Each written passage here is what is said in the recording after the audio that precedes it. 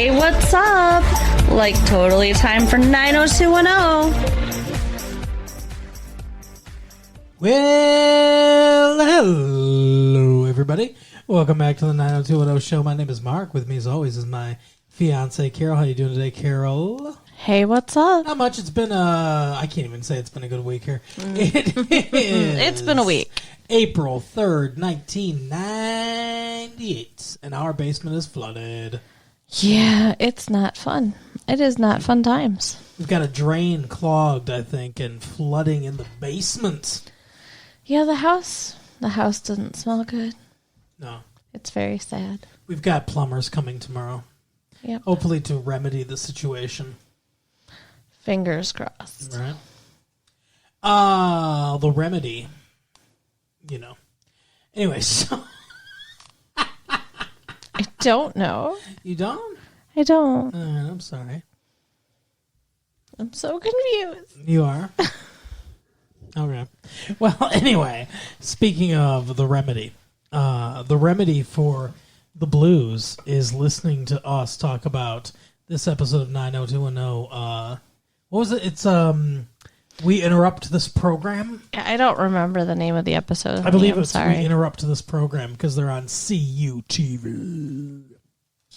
It's the episode about Donna and her stalker. That's what I can say. Donna and her stalker. That's the kids' book version of it.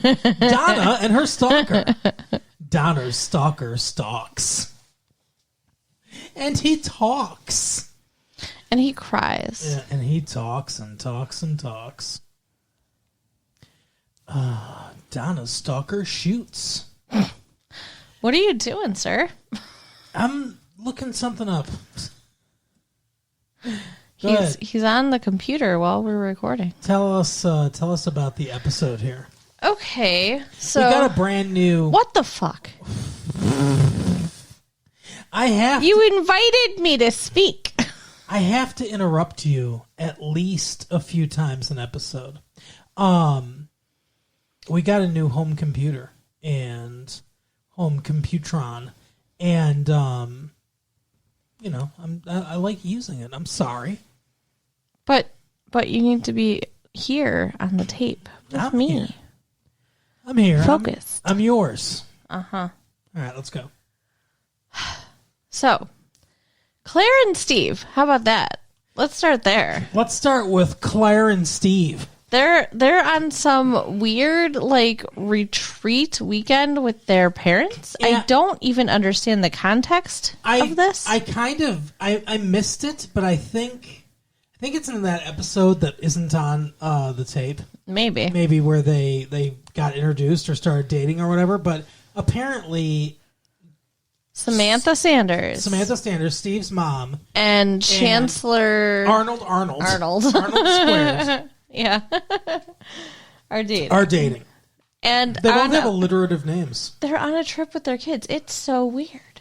Let's go on a romantic weekend together now with our children. Speaking as someone from a blended family. What's that mean? It means that, my mom got remarried. Oh. And I had a teenage stepbrother. Okay. Speaking from someone who's drank a blended martini.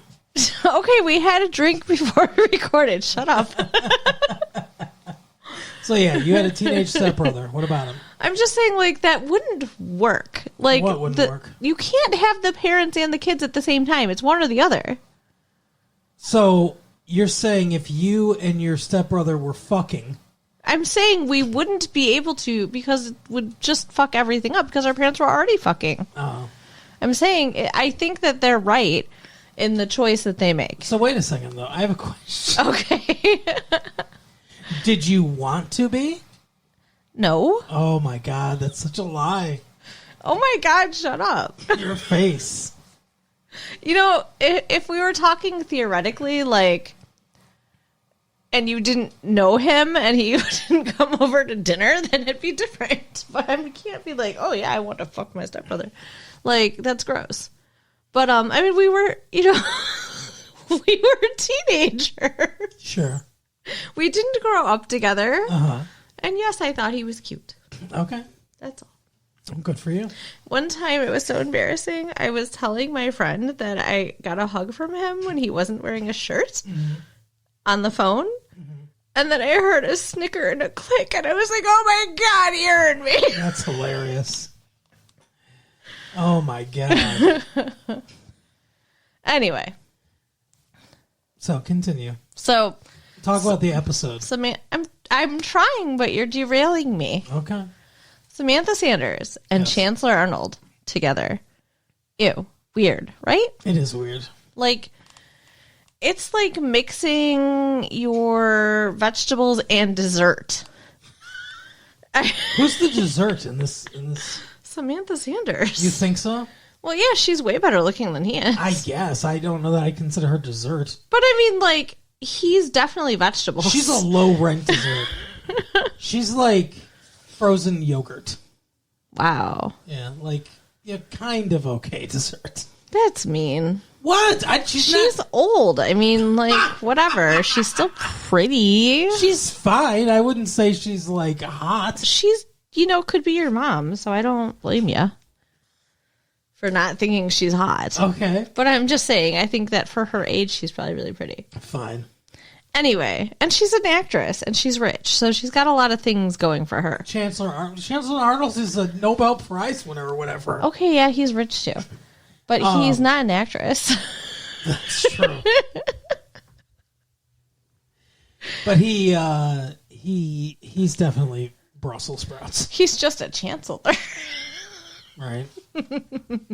But I'm saying, I think it would be really hard to have a situation where the parents and the kids were together. I don't think that's natural. I don't think that works.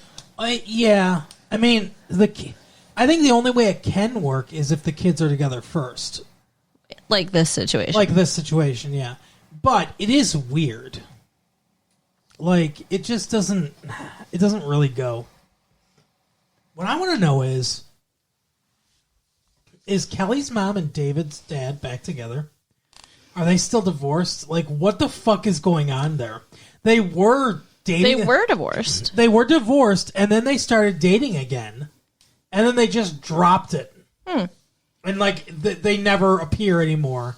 And I have no idea what the fuck's going on with either of them. I have a question. Who's more attractive? Samantha Sanders or Kelly's mom? I think Kelly's mom's prettier, in my opinion. Okay. They're very similar looking. They are. They're both 80s mom cute. Yeah, exactly. And the 90s, so it's kind of not great. They're both Betty White style. There you go. They're no Rue McClanahan. No, Betty White was hot when she was younger. I don't know. I haven't seen any Betty White hotness. You'll need to share that with me. You should drink wine every time before we record. Anyway, so what's her name? Claire is being her normal bratty, self-centered self. Spoiled, yeah. I don't want them together. And we're not like, and Steve's all like, "Oh man, we're gonna have some fun tonight, Claire." And she's like, "Yeah, we're not staying together because I don't want our parents sleeping together." Yeah, and he's like, "What are you talking about? You want our parents having sex? Yeah, I hope they do. I hope we have sex." He's like, "I'd be happy for them." Right?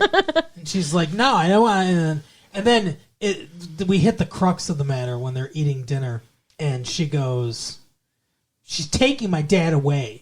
And he's like, "Away from who?" She's like, "Away from me." Yeah, that's so ridiculous. How long has her mom been out of the picture, I wonder? Well, her mom died, I think, if we go back to the princes who adore you, that she kissed and never told Steve about. I believe she was like 15 or 16 years old when her mom died. So it hasn't been that long. Yeah, I don't think this is right. It's probably 5 or 6 years. Because, like, if she was super young or something, it would kind of make sense. Like, it's just been the two of them against the world or whatever. Right. But, yeah, if she was a teenager, it's kind of weird. Yeah, well, it was you and your mom against the world. What did it feel like when your hot stepbrother and stepfather came into the picture? I was not happy. I felt kind of upset sometimes. You were angry about it from what you've told me. And do we need to unpack all my emotional baggage in this tape, or could we maybe have this conversation later? I guess we can have the conversation later, but I found it interesting that, you have a little perspective on this. Also, you thought your stepdad was not attractive, right? Oh, God. No, not at all. No. He had this long face, like the deputy dog, like... No. I can't even do it. My face is too cheruby and cute. But anyway, so she's being like she's being. Right. And I guess they get wind of it or whatever. They figure it out somehow. Her dad figures it out, I believe, because he's all in tune to her. He says to Samantha, I'm sorry, we can't be together. Mm-hmm. It's our kids. They hate it. Right. Which, is very, selfless of him, but also dumb because the kids are off together at college. So, I mean, he's kind of putting his happiness aside for no real reason because what's it really going to affect them? Because he knows what a bitch his daughter is and that she's just going to make his life miserable. So I was going to call him and be like, Dad, are you still dating her? Don't you love me? She is a bitch. I don't like her. I'm done with Claire. But yeah, so, I mean, they choose not to be together for no stupid reason. What? Wow, we were cuddling while we were watching this. You really fucking just passed out, didn't you? I did. Did I miss them getting back together? Did I miss them choosing to be together? What happened? Tell me the end of the story. Oh my God. So he says it to Claire, to Steve's mom's, they hate it or whatever. And the kids are in earshot. So she comes up to her dad later and says, I want you to be happy. I want you to be with her and everything. Oh, yeah. And he's like, that makes me so happy. And he hugs her. And then they get back together. So okay, they're together. Okay. So it is the weird situation. Yep. Yep. Very weird situation. Just like this situation. Doing this tape with you. Okay. So Donna... Well, wait, are there any other storylines? Are there? Valerie and that dude. Valerie, that dude, and Kelly. Okay. So, Valerie... You look panicked. Valerie tells the dude that she doesn't like him dating Kelly. Right. That he should focus more on his job. Yep. And even kind of threatens him. That's right, and then he quits. So, yeah. He's like, fuck you, I quit! Yeah. So, what kind of relationship did she think is going to come from this? I don't know. I think she's one of those fucked up people that really would get off on just using power over him to have sex with him. 100%. That's gross. Like she did with Ray. Yeah. It's gross. And then Kelly invites him to come inside. And he's like, well, maybe somewhere else. I don't want you to get pregnant. But he says, wow. He says, look, are you with me because you're trying to you hate Valerie or whatever? And she's like, I do hate her.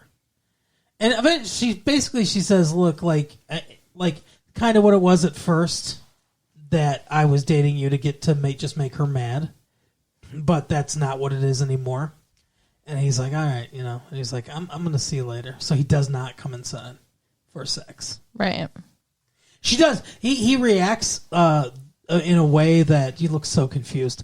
He reacts in a way that I actually applaud because he says, are you just with me because to make Valerie mad or whatever? And she kisses him. She gives him a big kiss. And she's like, does that answer the question? He goes, no. She did admit that the only reason she was with him at first, and this was to Brandon, I believe, It's to Donna, actually. to Donna, was to upset Valerie, but it's not about that anymore. Right. Literally something I just said, but yes, correct.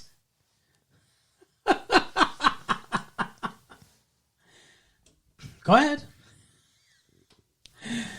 Okay. You have any insight on this? Or I just think that's really shitty. I agree. Very shitty.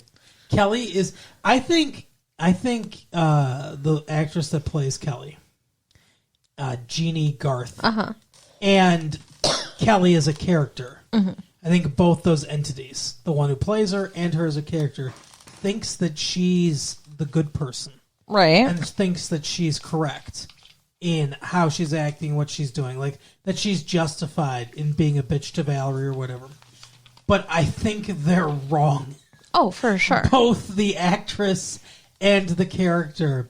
I don't think that they understand what an asshole they are. Why do you think the actress is an asshole? No, I'm not saying the actress is an asshole. I'm saying the character's an asshole, but I think the character in the show doesn't realize she's an asshole, and I think the actress playing the character doesn't realize the character's an asshole. Oh, weird. I think the actress is convinced that her character is correct, and I think the character also thinks that she's correct. And I think they're both wrong. I think it's weird that you're ascribing anything to the actress's point of view. The way that Jeannie Garth plays Kelly, I think she thinks she's justified.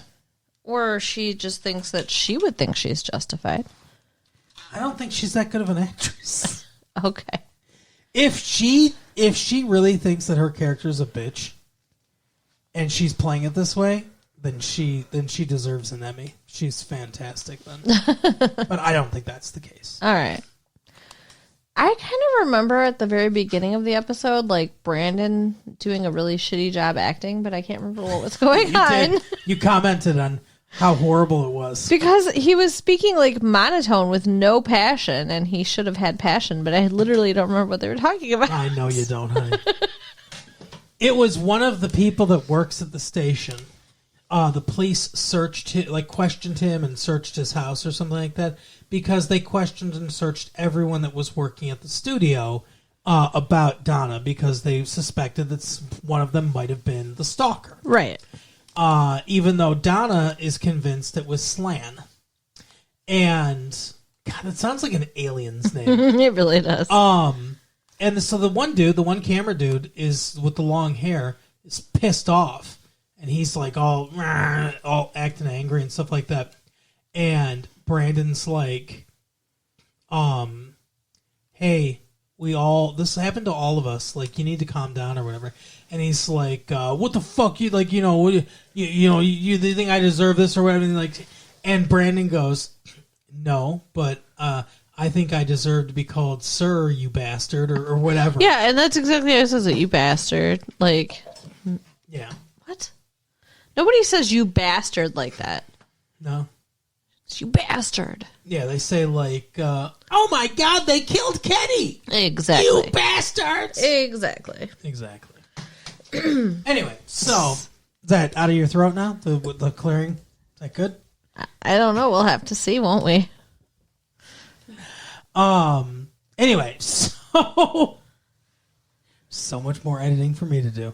I live to make your life difficult. know you do, and you do a great job of it. So the rest of the storyline is really devoted to the fact that I was right. Yes. About who the stalker is. It's the other camera guy. The weird, he's normal-esque looking. But the way they set everything up is that Donna is coming back to do her weather report. Right. And they're like, hey, we're going to act like nothing happened and everything and stuff. So he suggests that. Yeah. He suggests that they just, don't make her feel weird, just act like nothing happened. Right. Which I think is him trying to take the pressure off of himself. You think so? Yeah. All right. So she comes in, she's getting in hair and makeup and everything, There's David too. David's probably fucking some chick. Oh, yeah, that's happening. Some little groupie who asked him to listen to her tape like an Chloe. episode or two ago, yeah. Chloe is her name. And Donna's very upset because she can tell that's probably happening. Chloe's over at David's house playing the piano and singing and everything, and he's like, yeah, he invites her to his fucking recording studio in his house. let me show you this remix and everything, and Donna calls. And Chloe answers the phone. What the fuck is that? Do you want to talk to David? She's like, is David there? Yeah. Do you want to talk to him? Yeah. So she gives her the phone, and she says, Donna's like, what the fuck, basically. Right. And he's like, nothing's going on. She's like, I don't have anything to worry about. I promise, there's nothing to worry about. And she's like, okay. And he's like, I love you. And he's like, how about this weekend we, do whatever? And she's like, no, I don't need to put you out or whatever. And he was like, I'll tell you, like, we'll be done here soon. We'll come and have dinner. And she's like, I don't need a babysitter anymore, David. You don't need to do that. And then she, like, hangs up the phone. Yeah, it's no good. But, she's upset because last time he was working with a woman in the music business, they fucked. Yeah. Well, and, I mean, it does seem like he likes her, so. Yeah. It's a tough situation. They just need to get married and have sex. And then I think he would probably be more loyal. Right. But so Donna then goes back in, and Weirdo is like standing behind her, and he's like, oh my God, you look so good. And he's like, let me give you a kiss. And she's like, and he like kisses her cheek, and she's like, you're making me uncomfortable. Yeah. And he's like, oh, didn't you like the flowers? And like, yeah, this was so fucked up. He starts talking about how great the sterling roses are, and like he starts talking about, and he's like, this isn't about the rat or like me trying to hit you. He's like, you made me mad. I had to. And it's like, what the fuck? And before he gets to that point, like, she's like, I didn't get any flowers. I didn't get any phone calls. If you sent me flowers, I didn't get them. Why did she lie about that? Well, no, I think that initially she was maybe in denial and just trying to be like, this isn't happening. This isn't, because she wanted to think that he was normal and had been trying to get to her. Maybe. But then he went into the rat and everything. And then she was like, oh, fuck. Right. So she runs over to Brandon and is like, Brandon, it's him. He's the one. Kill him. But he pulls out a gun. Yeah, he's got a gun. And he tells her to go lock the door. Yeah. And like you said, Donna, run. Like she should have, because she's the one he cared about. Right. He would have like gone on a shooting spree. He would have just gone after her. Maybe. You think he would have gone on a shooting spree? Maybe he would have killed everyone in that room. I don't know. Out of anger. But she does would have been better for us. Right. She does just lock the door and go back. Yeah. And then we get the majority of this episode, which is a hostage situation in which nobody except for Donna looks scared. Yeah. It was really, really poorly done. Like, there was not a lot of suspense. No. It just kind of dragged at points. Like, and when you're, okay, this is maybe, I don't know. I'm not an expert, so I'm not going to call this like a lesson or whatever. Right. Because I'm not an expert. But in general, television, they set things up for speed. You need to write and produce an episode of television every week, essentially. So it's not like a movie. Things are set up for speed. Lighting, for instance. Instead of having complicated lighting with shadow and things like that, like things you can do on a movie playing with shadow and different illuminations and things like that, TV lighting is generally flat and even. It's there to show as much as possible, just for clarity, essentially. Just flat, even lighting. It's easy to work with. It's easy to set up. It's easy to shoot. It's easy to match things. So it's very easy. Traditional 3-camera setup. Camera in the front, 2 cameras on the side. You get all the angles. You can edit things how you want to. That's how most television is shot. That's mostly how 90210 is shot. However, that works in sitcoms, that works in dramas a lot of times too, or soap opera type stuff like this. But when you're drastically changing the tone into a much more tense situation like this is, more attention should be paid to the cinematography. Okay. If they had lit this differently, more shadowy, more dramatically, more cinematically, if they had used different camera angles, it would have heightened the tension of this.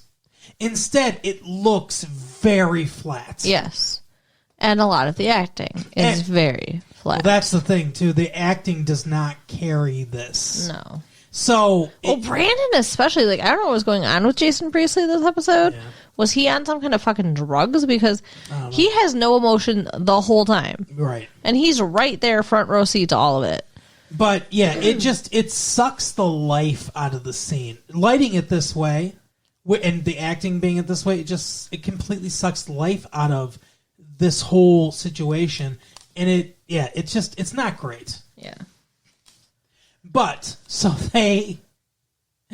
they're there, hostage negotiation, and so a bunch of cops show up, cut off the air conditioning, turn on the heat, and it's like, okay. That's not going to do anything. That's stupid. Well, that helped them. That was part of their situation, right? And maybe that's number one in the playbook. I don't know. But it's just all of a sudden we've got this fucking police lieutenant showing up, and it's like, I was waiting for him to take over the show, but he doesn't. He's very much there in the background because they really wanted Donna and Jason and what's his name? Brandon. Mm-hmm. They wanted Donna and Brandon to save the day. They wanted them to save themselves. So eventually this guy gets rid of all the hostages except Donna and Brandon. Yeah. And Donna is smart, I guess, in what she does, but I feel like it could have backfired on her.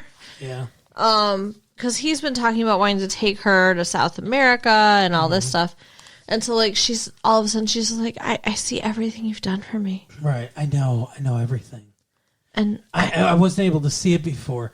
He's like, what about your boyfriend? Oh, I've been wanting to get out of that situation for a long time. Tell him, Brandon. Oh, yeah, she wants to break up with David. In fact, she told me she had a crush on you. Right. And he's like, what?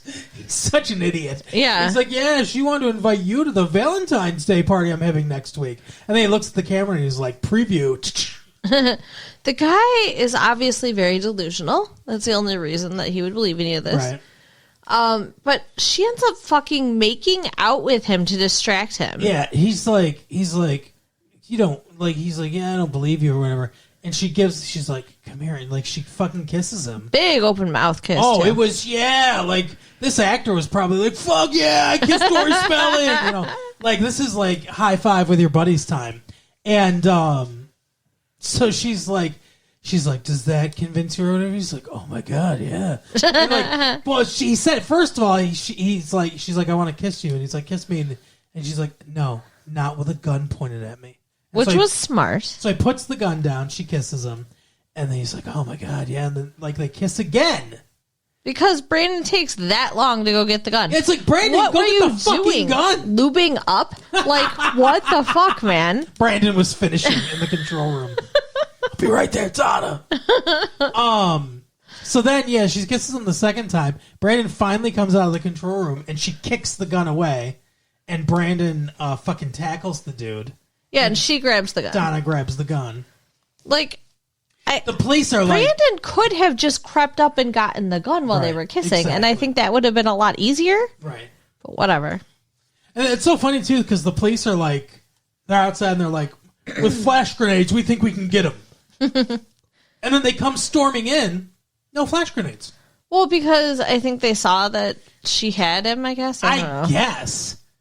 But then, Brandon just calmly hands the gun over and the dude's fucking handcuffed. And he's like, you said you wanted to be with me. And she's like, I lied. Then Arnold Schwarzenegger showed up. it was really bad. Like, she was so... Stalk you later. She's been so afraid all this time. And then they make her into the super confident badass in this episode. She fucking took charge. I just don't feel like it fit. Imagine, yes. So this is the same character that last week was freaking out over, like, the alarm. Right. And this week she's like, I'm going to, single-handedly, like, distract and disarm this man. And, Yeah, it's weird. Yeah. Whatever. It's over. She saved herself. But they kept trying to get a hold of David. Kelly did. Because the guy's broadcasting all this on the news. Yeah. And he's like, you're a fucking whore. Tell him you're a whore. You're a liar. Right. Yeah, she was saying all kinds of shit. And it's like, how did, like, not David, Brandon calls the police, calls 911. Uh-huh. But, like, he didn't have to. Like, people would have called 911. Well, yeah, but that was at the very beginning before he'd even started broadcasting, I think. Right. Yeah, well, he hadn't quite started broadcasting yet, but he wanted to. Yeah. He said, turn the cameras on. And it's like, it seems weird. It's like Brandon calling the police, but it's like the police would have been notified very quickly. For sure. But yeah, David's nowhere to be seen. Yeah, so Kelly keeps trying to call him, and he's not, So Because he's fucking this girl. You think so? I think so. He's bent her over the piano. It's awful. Hit the high notes. Chloe. Ugh. So, then it ends, thankfully. Give me back season 1 and 2. Oh my god, I wish. Anyway. Give me back the woman being serially raped. Oh, God. Okay, not that episode. It was better than this, though. It was. It was handled better and acted better than this. Agreed. Because Shannon Doherty was there. And I'm sorry, everyone on 90210 that hates her, apparently. She was the best actress on the show. For sure. No offense, ladies. No. Well, take offense. That's fine. But that's the episode. It is. So you can write us at latefee1994 at AOL.com. Yes. Check out our website at www.retrolatefee.com and share the tapes with your friends. All right, we'll see you next time. Bye. Bye.